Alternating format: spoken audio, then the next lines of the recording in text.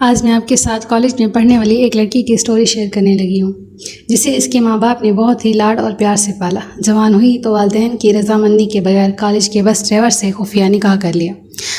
بیٹی نے کہا کہ میرا نکاح ہو چکا ہے، بہتر یہی ہے کہ آپ اپنے ہاتھوں سے مجھے رخصت کر دیں، ورنہ میں خود ان کے پاس چلی جاؤں گی۔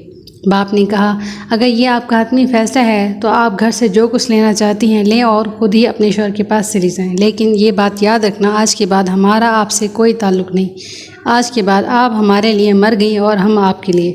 وہ خوشی خوشی سامان پیک کر کے اپنے شوہر کے پاس چلی گئی۔ تقریباً 8 سال بعد اس کی ملاقات ایک قریبی عزیز سے ہوئی اور وہ اسے اپنے گھر لے آیا۔ خیر خیریت دریافت کرنے کے بعد اس لڑکی نے زار و قطار رونا شروع کر دیا۔ وہ سمجھا کہ شاید گھر کے حالات صحیح نہیں ہوں گے، والدین کی نافرمانی اور جدائی کا پچھتاوا اسے رلائے جا رہا ہے۔ تمام گھر والے اسے دلاسے دینے لگے اور رونے کی وجہ دریافت کرنے لگے۔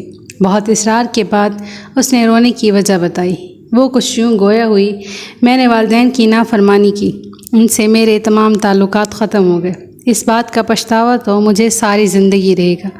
مالی لحاظ سے تو مجھے کوئی بھی پریشانی نہیں، اللہ کا دیا سب کچھ ہے میرے پاس، لیکن میرے لیے جو سب سے زیادہ تکلیف دہ بات ہے وہ یہ ہے کہ میری صرف ایک بیٹی ہے، اور میرے شوہر جب نماز پڑھنے کے بعد دعا مانگتے ہیں تو میں نے چپکے سے کئی بار ان کی دعا سنی ہے۔ وہ روتے ہوئے اور گڑ گڑاتے ہوئے اللہ پاک سے صرف ایک ہی دعا مانگ رہے ہوتے ہیں، یا اللہ میری بیٹی ماں پہ نہ جائے، یا اللہ میری بیٹی ماں پہ نہ جائے، یا اللہ یہ اپنی ماں کی طرح گھر سے بھاگ کے کبھی شادی نہ کرے، یہ اپنی ماں کی طرح اپنے والدین کی عزت کو کبھی رسوا نہ کرے۔